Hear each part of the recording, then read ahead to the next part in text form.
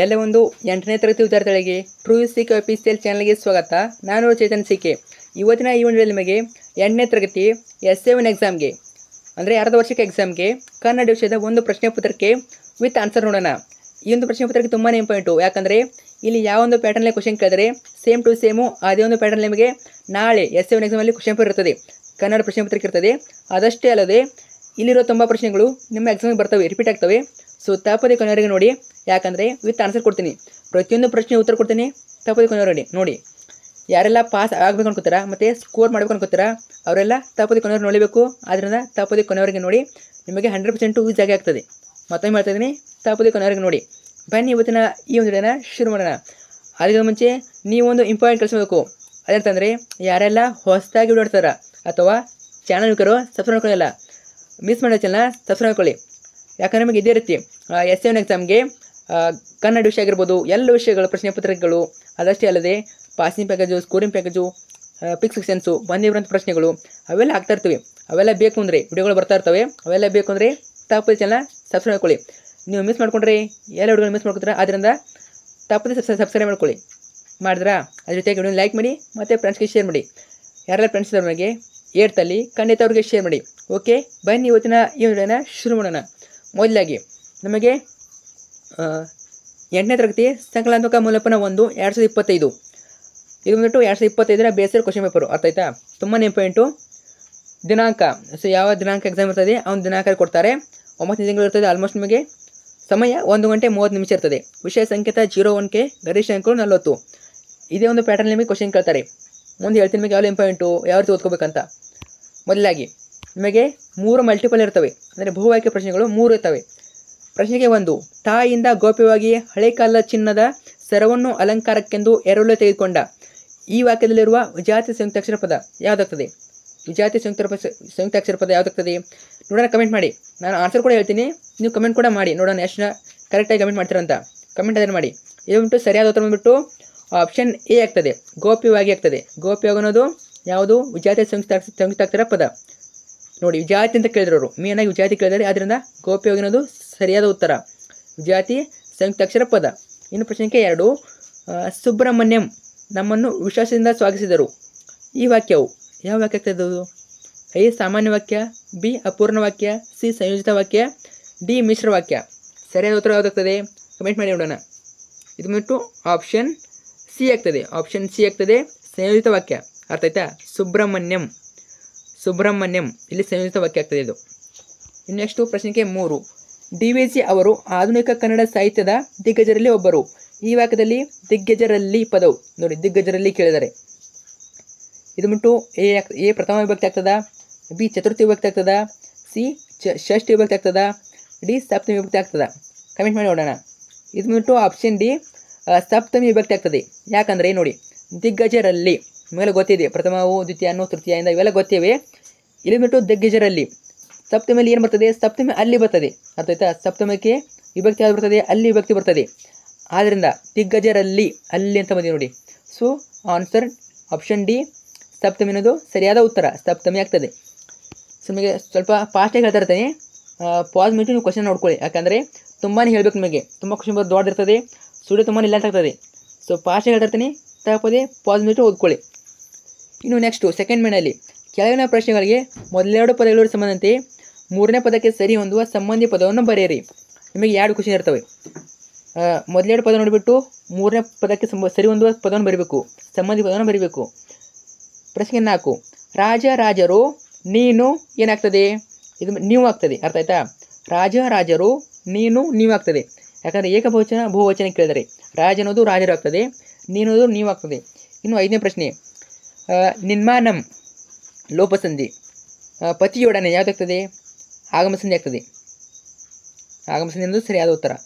ಬೇಕಾದ್ರೆ ಬಿಡಿಸಿ ನೋಡಿ, ಆಗಮಸಂಧಿನೇ ಬರ್ತದೆ. ಇನ್ನು ನೆಕ್ಸ್ಟ್ ಬರುವಂಥದ್ದು ನಿಮಗೆ ಥರ್ಡ್ ಮೇನಲ್ಲಿ ಈ ಕೆಳಗಿನ ಪ್ರಶ್ನೆಗಳಿಗೆ ಪ್ರತಿಯೊಂದಕ್ಕೂ ಒಂದೊಂದು ವಾಕ್ಯದಲ್ಲಿ ಉತ್ತರಿಸಿ. ನಿಮಗೆ ಒಂದು ವಾಕ್ಯದಲ್ಲಿ ಉತ್ತರಿಸಿ ಅಂದರೆ 1 ಅಂಕದ ಪ್ರಶ್ನೆಗಳು 5 ಇರ್ತವೆ. ಅರ್ಥ ಆಯ್ತಾ? 1 ಅಂಕದ ಪ್ರಶ್ನೆಗಳು 5 ಇರ್ತವೆ. ಸೊ ಇಲ್ಲಿಂದ ನಮಗೆ ನಾನು ಡೈರೆಕ್ಟಾಗಿ ಆನ್ಸರ್ ಕರ್ಕೊಂಡು ಹೋಗ್ತೀನಿ. ಅರ್ಥ ಆಯ್ತಾ? ವಿತ್ ಆನ್ಸರ್ ನೋಡ್ತಾ ಹೋಗೋಣ. ಸೊ ನೋಡಿ, ಈ ಆನ್ಸರ್ ಬೇಕು ಅನ್ನೋರು ಆನ್ಸರ್ ಕೊಟ್ಟಿರ್ತೇನೆ, ಸೊ ನೋಡ್ಕೊಳ್ಳಿ. ವಿತ್ ಆನ್ಸರ್ ನೋಡ್ತಾ ಹೋಗೋಣ. ನಿಮಗೆ ತುಂಬಾ ಈಸಿ ಆಗಿಲ್ಲ ಅಂತ ಈಸಿ ಆನ್ಸರ್ ಜೊತೆಗೆ ಹೋಗ್ತೀನಿ. ಅರ್ಥ ಆಯ್ತಾ? ಈಗ ಮೊದಲಾಗಿ ಈ ಕೆಳಗಿನ ಪ್ರಶ್ನೆಗಳಿಗೆ ಪ್ರತಿಯೊಂದಕ್ಕೂ ಒಂದೊಂದು ವಾಕ್ಯದಲ್ಲಿ ಉತ್ತರಿಸಿ. ಪ್ರಶ್ನೆ ಸಂಖ್ಯೆ 6 ತಂದೆಯ ಆಸೆಯನ್ನು ಮೊದಲೆರಡು ಮಕ್ಕಳು ನೆರವೇರಿಸಿದ ಬಗ್ಗೆ ಹೇಗೆ? ಉತ್ತರ, ಒಬ್ಬ ಸರ್ಕಾರಿ ಕಚೇರಿಯಿಂದ ಗುಮಾಸ್ತನಾದ, ಇನ್ನೊಬ್ಬ ಪೋಸ್ಟ್ ಮಾಸ್ತರ್ನಾದ. ಹೀಗೆ ಮೊದಲೆರಡು ಮಕ್ಕಳು ತಂದೆಯ ಆಸೆಯನ್ನು ನೆರವೇರಿಸಿದರು. ಪ್ರಶ್ನೆ ಸಂಖ್ಯೆ 7 ತಂದೆಯನ್ನು ಕರೆತರಲು ಹೋಗುವೆನೆಂದು ಹೇಳಿದರಾರು? ಇದಕ್ಕೆ ಆನ್ಸರ್ ಪ್ರಿಂಟ್ ಆಗಿಲ್ಲ. ಸೊ ಕಮೆಂಟ್ ಮಾಡಿ ನೋಡೋಣ. 7ನೇ ಪ್ರಶ್ನೆ ಹಾಕಿಬಿಟ್ಟು ಕಮೆಂಟ್ ಮಾಡಿ. ಸೊ ಯಾರು ತಂದೆಯನ್ನು ಕರೆತರಲು ಹೋಗುವೆನೆಂದು ಹೇಳಿದರು ಯಾರು? ಅವರ ಹೆಸರನ್ನ ಕಮೆಂಟ್ ಮಾಡಿ. ಇನ್ನು ಪ್ರಶ್ನೆ ಸಂಖ್ಯೆ 8 ಯಂತ್ರಘೋಷ ಏಳುತ್ತಿರುವ ಬಗ್ಗೆ ಹೇಗೆ? ನೀಲಿಯಲ್ಲಿ ಹೊಗೆಯ ಚೆಲ್ಲುತ್ತಾ ಯಂತ್ರಘೋಷ ಏಳುತ್ತಿದೆ. ಇದೇ ರೀತಿ ಕ್ವಶನ್ ಇಂಪಾರ್ಟೆಂಟು, ಪ್ರತಿಯೊಂದು ಇಂಪಾರ್ಟೆಂಟು ನಿಮ್ಮ ಎಕ್ಸಾಮಿಗೆ ರಿಪೀಟ್ ಆಗ್ಬೋದು. ಜಸ್ಟ್ ರಿಪೀಟ್ ಅಂತ ಹೇಳಲ್ಲ ನಾನು, ಪ್ಯಾಟರ್ನ್ ನೋಡ್ಕೊಳ್ಳಿ. ಕ್ವಶನ್ ಯಾವ ರೀತಿ ಕೇಳ್ತಾರೆ ನೋಡ್ಕೊಳ್ಳಿ, ಅದೇ ಪ್ಯಾಟರ್ನಲ್ಲಿ ನಿಮ್ಮ ಕ್ವಶನನ್ನು ಕೇಳ್ತಾರೆ. ನಿಮಗೊಂದು ಐಡಿಯಾ ಬರ್ತದೆ ನಾಳೆ ಕ್ವಶನ್ ಪೇಪರ್ ಇದೇ ರೀತಿ ಇರ್ತದೆ ಅಂತ. ಐಡಿಯಾ ಬರಲಿ ಅಂತ ಹೇಳ್ತಾ ಇದ್ದೀನಿ. ಸೊ ಚೆನ್ನಾಗಿ ನೋಡ್ಕೊಳ್ಳಿ. ಇದೇ ರೀತಿ 9ನೇ ಪ್ರಶ್ನೆ ಆಲದ ಮರದ ಬೀಜ ಸಿಡಿದು ಭೂಮಿಗೆ ಬಿದ್ದು ಏನಾಗುತ್ತದೆ? ಆಲದ ಮರ ಬೀಜ ಸಿಡಿದು ಭೂಮಿಗೆ ಬಿದ್ದು ಹೆಮ್ಮರವಾಗುತ್ತದೆ. ಇನ್ನು ಪ್ರಶ್ನೆ 10 ರೈಲಿನಲ್ಲಿ ಸಿಕ್ಕಿದ ಮುದುಕನ ಉದ್ಯೋಗವೇನು? ರೈಲಿನಲ್ಲಿ ಸಿಕ್ಕಿದ ಮುದುಕನ ಉದ್ಯೋಗ ಯಾವುದಾಗ್ತದೆ? ರತ್ನದ ವ್ಯಾಪಾರಿ ಆಗಿರ್ತಾನೆ ಅವನು. ಅರ್ಥಾಯ್ತಾ? ಇನ್ನು ನೆಕ್ಸ್ಟ್ ಬರುತ್ತದೆ ನಿಮಗೆ ಕೆಳಗಿನ ಪ್ರಶ್ನೆಗಳಿಗೆ 3-4 ವಾಕ್ಯದಲ್ಲಿ ಉತ್ತರ ಬರೆಯಿರಿ. ನಿಮಗೆ 3-4 ವಾಕ್ಯ ಅಂದರೆ 2 ಅಂಕದ ಪ್ರಶ್ನೆಗಳು. 2 ಅಂಕದ ಪ್ರಶ್ನೆಗಳು 5 ಇರ್ತವೆ. ಟೋಟಲಿಗೆ 10 ಮಾರ್ಕ್ಸು, ಪ್ರತಿಯೊಂದಕ್ಕೂ 2 ಅಂಕ. ಪ್ರಶ್ನೆ 11 ರಸೂಲ್ ಖಾನ್ ಅವರು DVG ಅವರ ವಿದ್ಯಾಭ್ಯಾಸಕ್ಕಾಗಿ ಮಾಡಿದ ಸಹಾಯವೇನು? ಸೊ ಆನ್ಸರ್ ಕೊಟ್ಟಿದ್ದೀನಿ. ಏನು ಆನ್ಸರು? ಬೆಂಗಳೂರಿಗೆ ಟಿಕೆಟ್ ಕೊಡಿಸಿ ರೈಲಿನಲ್ಲಿ ಕೂರಿಸಿದನು, ಕೈ ಖರ್ಚಿಗೆ 1 ರೂಪಾಯಿನೂ ಕೊಟ್ಟನು. ಮೇನಾಗಿ ಆನ್ಸರ್ ಕೊಟ್ಟಿದ್ದೀನಿ. ಸೊ ನೀವು ಬರೀಬೇಕು. ಅರ್ಥ ಆಯ್ತಾ? ಇದೇ ರೀತಿ 12ನೇ ಪ್ರಶ್ನೆ ರಾಜನನ್ನು ಪೀಠದಲ್ಲಿ ಕುಳ್ಳಿರಿಸಿ ಯಶೋಧರೆ ಏನೆಂದು ವಿನಂತಿಸುತ್ತಾಳೆ? ಸೊ ಜಸ್ಟ್ ನಾನು ಕ್ವಶನ್ ಹೇಳ್ತೀನಿ, ಆನ್ಸರ್ ನೀವು ಓದ್ಕೋಬೋದು. ಅರ್ಥ ಆಯ್ತಾ? ಅಥವಾ ಬರ್ಕೊಳ್ಳಿ. ಇನ್ನು ಪ್ರಶ್ನೆ 13 ಸುವತ್ರಿ ಹಾಗೂ ಸುತನ ಬಗ್ಗೆ ಕವಿ ಏನು ಹೇಳಿದ್ದಾನೆ? ಇಂಪಾರ್ಟೆಂಟು. 14ನೇ ಪ್ರಶ್ನೆ ಬೂದಿಯನ್ನು ಕೊಳದಲ್ಲಿ ಬಿಡುವುದರಿಂದ ಬದುಕು ಧನ್ಯವಾಗುವುದು ಹೇಗೆ? ವಿವರಿಸಿ. ಇನ್ನು ಪ್ರಶ್ನೆ 15 ಬಾಪೂಜಿಯವರ ವ್ಯಕ್ತಿತ್ವದ ಬಗ್ಗೆ ನೆಹರೂರವರು ಏನು ಹೇಳಿದ್ದಾರೆ? ನೋಡ್ಕೊಳ್ಳಿ. ಆಮೇಲೆ ಬರುತ್ತದೆ ನಿಮಗೆ 5ನೇ ಮನೆಯಲ್ಲಿ ಕೆಳಗಿನ ಕವಿಗಳ ಜನ್ಮಸ್ಥಳ, ಕಾಲ, ಕೃತಿ ಮತ್ತು ಪ್ರಶಸ್ತಿಗಳನ್ನು ಕುರಿತು ವಾಕ್ಯ ರೂಪದಲ್ಲಿ ಬರೆಯಿರಿ. ಕವಿ ಪರಿಚಯ ಕೇಳ್ತಾರೆ. ಅರ್ಥ ಆಯ್ತು ನಿಮಗೆ? ಒಬ್ಬರ ಕವಿ ಪರಿಚಯ ಕೇಳ್ತಾರೆ, ಅದು ಯಾರು ಬೇಕಾದ್ರೂ ಕೇಳ್ಬೋದು. ಗದ್ಯ ಅಥವಾ ಪದ್ಯ ಎರಡರಲ್ಲಿ ಒಬ್ಬರದ್ದು ಕೇಳ್ತಾರೆ. ಅರ್ಥ ಆಯ್ತಾ? ನಿಮಗೆ ಎಷ್ಟು ಪಾಠಗಳು ಪದ್ಯಗಳು ಮುಗಿದಿವೆ ಎಲ್ಲ ಕವಿ ಪರಿಚಯ ನೋಡ್ಕೊಳ್ಳಿ. ಏನು ನೋಡ್ಕೋಬೇಕು? ತುಂಬ ಏನಿಲ್ಲ, ಕವಿಗಳ ಜನ್ಮಸ್ಥಳ ನೋಡ್ಕೋಬೇಕು, ಕಾಲ ನೋಡ್ಕೋಬೇಕು, ಕೃತಿ ಮತ್ತು ಪ್ರಶಸ್ತಿ ನೋಡ್ಕೋಬೇಕು. ನೋಡಿ ಇಷ್ಟೇ. ನೋಡಿ ಅವರ ಹುಟ್ಟಿದ ಸ್ಥಳ, ಯಾವ ಇಸವಿಯಲ್ಲಿ ಜನಿಸಿದರು ನೋಡಿ. ಫಾರ್ ಎಕ್ಸಾಂಪಲ್ ಗೋವಿಂದ ಪೈ, ರಾಷ್ಟ್ರಕವಿ ಎಂ ಗೋವಿಂದ ಪೈ ಅವರು ಕಾಸರಗೋಡು ಜಿಲ್ಲೆಯ ಮಂಜೇಶ್ವರದಲ್ಲಿ 23/3/1883ರಲ್ಲಿ ಜನಿಸಿದರು.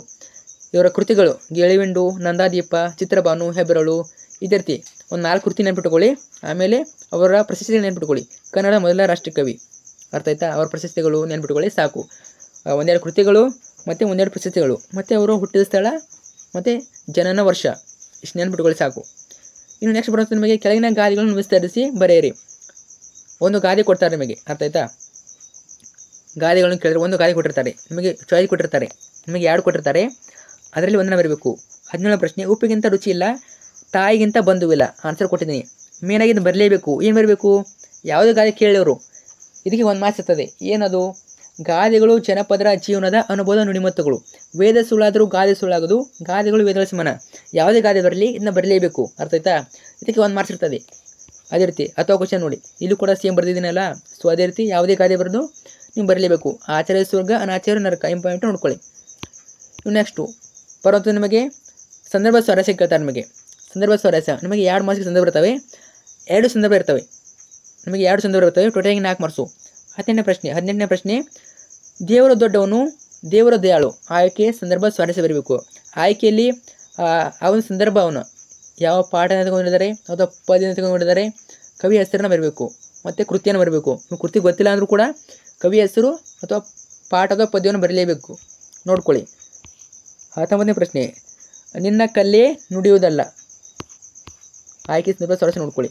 ನೆಕ್ಸ್ಟ್ ಬರುತ್ತೆ ನಿಮಗೆ ಕೆಳಗಿನ ಪದ್ಯ ಭಾಗವನ್ನು ಪೂರ್ಣಗೊಳಿಸಿ. 2 ಮಾರ್ಕ್ಸ್ಗೆ ಕೇಳ್ತಾರೆ, 1 ಪದ್ಯ ಭಾಗ ಕೇಳ್ತಾರೆ.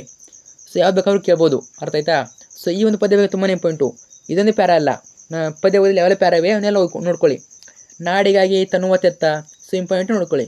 ಇದೊಂದೇ ಅಲ್ಲ, ಈ ಒಂದು ಪದ್ಯ ಭಾಗದಲ್ಲಿ ಯಾವೆಲ್ಲ ಪ್ಯಾರಾಗ್ರಾಫ್ ಇವೆ ಅವನ್ನ ಚೆನ್ನಾಗಿ ಓದ್ಕೊಳ್ಳಿ. ಯಾವ್ದು ಬೇಕಾದ್ರೂ ಕೇಳ್ಬೋದು ಅಥವಾ ಬೇರೆ ಪದ್ಯಗಳನ್ನು ಕೂಡ ಕೇಳ್ಬೋದು. ನೋಡ್ಕೊಳ್ಳಿ. ಇಂಪಾರ್ಟೆಂಟು ಅಂದರೆ ಇದೊಂದು. ಇನ್ನು ನೆಕ್ಸ್ಟ್ ಬರೋದು ನಿಮಗೆ ಕೆಳಗಿನ ಪದ್ಯ ಭಾಗವನ್ನು ಓದಿ ಅರ್ಥ ಮಾಡಿಕೊಂಡು ಅಡಕವಾಗಿರುವ ಮೌಲ್ಯವನ್ನು ಅರಿಸಿ ಸಾರಾಂಶವನ್ನು ಬರೆಯಿರಿ. ಒಂದು ಪದ್ಯ ಕೊಟ್ಟಿರ್ತಾರೆ. ಅರ್ಥ ಆಯ್ತಾ? ಅದು ಹಳೆಗನ್ನಡ ಇರ್ಬೋದು, ಹೊಸಗನ್ನಡ ಇರ್ಬೋದು. ನಾವು ಬುಕ್ಕಲ್ಲಿರೋದು ಕೊಟ್ಟಿರ್ತಾರೆ, ಅದನ್ನ ಓದ್ಕೊಂಡ್ಬಿಟ್ಟು ನಾವು ಸಾರಾಂಶ ಬರೀಬೇಕು. ಅರ್ಥ ಆಯ್ತಾ? ಸೊ 3 ಮಾರ್ಕ್ಸ್ ಇರ್ತದೆ. ನೋಡ್ಕೊಳ್ಳಿ, ಸಾರಾಂಶ ಕೊಟ್ಟಿದ್ದೀನಿ. ನೆಕ್ಸ್ಟ್ ಬರುವಂಥ ನಿಮಗೆ ಮೌಲ್ಯ ಬರಬೇಕು ನೋಡಿ, ಮೌಲ್ಯ ಬರಬೇಕು, ಅದಕ್ಕೆ 1 ಮಾರ್ಕ್ಸ್ ಇರ್ತದೆ. ನೆಕ್ಸ್ಟ್ ಬರುತ್ತದೆ ನಿಮಗೆ ಕೆಳಗಿನ ಪ್ರಶ್ನೆಗಳಿಗೆ 8 ಅಥವಾ 10 ವಾಕ್ಯದಲ್ಲಿ ಉತ್ತರ ಬರೆಯಿರಿ. ನಿಮಗೆ 8 10 ವಾಕ್ಯ 3 ಮಾರ್ಕ್ಸಿಗೆ ಕ್ವಶನ್ಸು. ಅರ್ಥ ಆಯ್ತಾ? ಎಷ್ಟು ಕೊಡ್ತಾರೆ? 1 ಕೊಟ್ಟಿರ್ತಾರೆ. ನಿಮಗೆ ಇಲ್ಲಿ 10 ಕ್ವಶನ್ ಕೊಟ್ಟಿರ್ತಾರೆ. ನಿಮಗೆ ಯಾವ್ದು ಬರ್ತದೆ ಅಂತ ಬರೀಬೇಕು, ಒಂದನ್ನು ಬರೀಬೇಕು. 22ನೇ ಪ್ರಶ್ನೆ, ದುರ್ಗದಲ್ಲಿ ಕುಡಿಯಬಲ್ಲ ನೀರು ಸಿಗುತ್ತಿದ್ದ ಕಾಲದ ಬಗ್ಗೆ ಲೇಖಕರ ಅಭಿಪ್ರಾಯನು? ಆನ್ಸರ್ ಇದೆ ನೋಡ್ಕೊಳ್ಳಿ. 10వ ಕ್ವಶನ್ನು, ಲೇಖಕರಿಗೆ ಬೆಂಗಳೂರಿನಲ್ಲಿ ನೀರು ಕೊಡದ ಸಂಸ್ಕೃತಿ ಬಗ್ಗೆ ಆದ ಅನುಭವವನ್ನು ಬರೆಯಿರಿ. ಇವೆರಡು ವೆರಿ ಪಾಯಿಂಟು ನಿಮ್ಮ ಎಕ್ಸಾಮ್ ರಿಪೀಟ್ ಆಗ್ಬೋದು, ಚೆನ್ನಾಗಿ ಓದ್ಕೊಳ್ಳಿ. ಆನ್ಸರ್ ಅದೇ ನೋಡಿ, ಇಷ್ಟೇ ಆನ್ಸರು, ಚೆನ್ನಾಗಿ ಓದ್ಕೊಳ್ಳಿ. ನೆಕ್ಸ್ಟು ಲಾಸ್ಟ್ ಕ್ವಶನ್ಸು ಯಾವುವು? ಕೆಳಗಿನ ಯಾವುದಾದ್ರೂ ಒಂದಕ್ಕೆ ಕೊಟ್ಟಿರುವ ಮಾಹಿತಿಯನ್ನು ಆಧರಿಸಿ ಉತ್ತರ ಬರೆಯಿರಿ. ಲೆಟರ್ ಕೊಟ್ಟಿರ್ತಾರೆ, ಅಂದರೆ ಪತ್ರ ಬರವಣಿಗೆ. 23ನೇ ಪ್ರಶ್ನೆ, ನಿಮ್ಮ ಶಾಲೆಯಲ್ಲಿ ಆಚರಿಸಿದ ಶಿಕ್ಷಣ ದಿನಾಚರಣೆಯ ಕುರಿತು ನಿಮ್ಮ ಗೆಳೆಯನೊಂದಿಗೆ ಪತ್ರ ಬರೆಯಿರಿ. ಇಂಪಾರ್ಟೆಂಟು ನೋಡ್ಕೊಳ್ಳಿ. ಆಲ್ಮೋಸ್ಟ್ ನಿಮಗೆ ಪತ್ರ ಗೊತ್ತಿದೆ ಅನ್ಕೋತೀನಿ. ಕ್ಷೇಮ, ಇವರಿಂದ ಪ್ರೀತಿಯ ಗೆಳೆಯ ಮನ್ಯುತನಿಗೆ ಹೆಸರು ಅವ್ರು ಕೊಟ್ಟಿರ್ತಾರೆ. ಕೊಟ್ಟಿಲ್ಲ ಅಂದರೆ ನಿಮ್ಮ ಯಾವುದಾದ್ರು ಸ್ವಂತವನ್ನ ಹೆಸರು ಬಳಸಬೇಕು. ಅರ್ಥ ಆಯ್ತಾ? 10వ ಕ್ವಶನ್ನು, ನಿಮಗೆ ಒಂದು ಏನು ಕೊಡ್ತಾರೆ ಅಂದರೆ ಒಂದು ಪತ್ರ ಕೊಡ್ತಾರೆ, ಒಂದು ಪ್ರಬಂಧ ಕೊಡ್ತಾರೆ. ಚಾಯ್ಸ್ ನಿಮಗೆ, ನೀವು ಪತ್ರ ಆದ್ರೆ ಬರೀರಿ, ಪ್ರಬಂಧ ಆದ್ರೆ ಬರೀರಿ, ನಿಮಗೆ ಇಷ್ಟ. ನಿಮ್ಮ ಇಷ್ಟ ಕೊಟ್ಬಿಡ್ತಾರೆ ಅವರು. ನೀವು ಪ್ರಬಂಧ ಬರ್ತದಾ, ಪ್ರಬಂಧ ಬರೀರಿ. ಪತ್ರ ಬರ್ತದಾ, ಪತ್ರ ಬರೀರಿ. ಅರ್ಥ ಆಯ್ತಾ? ಎರಡರಲ್ಲಿ ಒಂದನ್ನ ಬರೀಬೇಕು. ಅರ್ಥ, ಒಂದಕ್ಕೆ ಕೊಟ್ಟಿದ್ದಾರೆ, ಎರಡನ್ನ ಬರೋಕೋಬೇಡಿ. ಅವ್ರು ಒಂದನ್ನು ಕೇಳಿದರೆ ಒಂದು ಪತ್ರ ಬರೀರಿ ಅಥವಾ ಪ್ರಬಂಧನ ಬರೀರಿ. ಪ್ರಬಂಧ ಕೂಡ ಕೊಟ್ಟಿರ್ತಾರೆ ನಿಮಗೆ. ಆಲ್ಮೋಸ್ಟ್ ಪತ್ರ ಬರೀರಿ, ಯಾಕಂದರೆ ಪತ್ರ ತುಂಬಾ ಸುಲಭ. ಅಥವಾ ಪ್ರಬಂಧ ಕೂಡ ಬರಿಬೋದು, ನಿಮಗೆ ಇಂಟ್ರೆಸ್ಟ್ ಇದೆ ಬರಿಬೋದು. ಯಾವ್ದು ಕೊಟ್ಟಿದ್ದಾರೆ? ಪರಿಸರ ಸಂರಕ್ಷಣೆಯಲ್ಲಿ ವಿದ್ಯಾರ್ಥಿಗಳ ಪಾತ್ರ. ಅರ್ಥ ಆಯ್ತಾ? ನೋಡ್ಕೊಳ್ಳಿ. ಉಪಸಂಹಾರ, ಸೊ ಆಮೇಲೆ ಗ್ರಂಥಾಲಯ ಮಹತ್ವ, ಇದು ಕೂಡ ಆನ್ಸರ್ ಕೊಟ್ಟಿದ್ದಾನೆ. ಪಾಸ್ ಮಾಡಿಟ್ಟು ಆನ್ಸರ್ನ ನೋಡ್ಕೋಬೋದು. ಸೊ ಇಲ್ಲಿಗೆ ಈ ಒಂದು ಪ್ರಶ್ನೆ ಪತ್ರಿಕೆ ಎಂಡ್ ಆಗ್ತದೆ. ಈಗಾಗಲೇ ಚಾನಲ್ ನಿಮಗೆ ಕನ್ನಡ, ಇಂಗ್ಲೀಷು, ಗಣಿತ, ಸಮಾಜ ವಿಜ್ಞಾನ, ವಿಜ್ಞಾನ, ಹಿಂದಿ ಎಲ್ಲ ಪ್ರಶ್ನೆ ಪತ್ರಿಕೆ ಇರ್ತವೆ. ಎಸ್ಸೆವನಿಗೆ ವಿತ್ ಆನ್ಸರ್ ಹಾಕಿರ್ತೀನಿ, ಅವನನ್ನು ಕೂಡ ಚೆನ್ನಾಗಿ ನೋಡ್ಕೊಳ್ಳಿ. ಮತ್ತು ಸಬ್ಸ್ಕ್ರೈಬ್ ಮಾಡ್ಕೊಳ್ಳಿ. ತುಂಬಾ ಇಂಪಾರ್ಟೆಂಟು ಮಾಡೋದು, ಸಬ್ಸ್ಕ್ರೈಬ್ ಮಾಡ್ಕೊಳ್ಳಿ. ಮತ್ತು ಕಮೆಂಟ್ ಮಾಡಿ, ನಿಮಗೆ ಡೌಟ್ ಇದ್ದಲ್ಲಿ ಕಮೆಂಟ್ ಮಾಡಿ. ಮತ್ತು ನಿಮಗೆ ಯಾವ ಕ್ವಶನ್ ಬರಬೇಕು ಅವನು ಕೂಡ ಕಮೆಂಟ್ ಮಾಡಿ. ತಪ್ಪದೆ ಫ್ರೆಂಡ್ಸ್ಗೆ ಶೇರ್ ಮಾಡಿ, ಎಲ್ಲರಿಗೂ ಶೇರ್ ಮಾಡಿ. Thank you so much.